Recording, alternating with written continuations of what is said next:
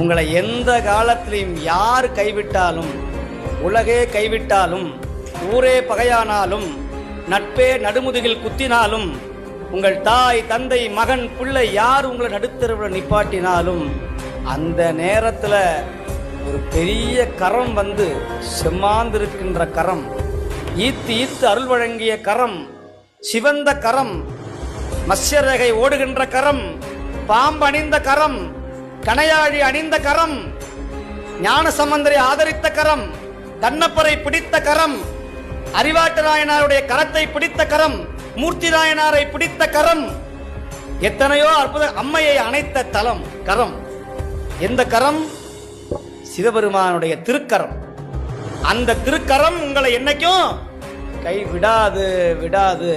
கைவிட மாட்டான் கனகசவேசன். நம்மை காத்திடுவான், கண்ணால் பார்த்திடுவான்.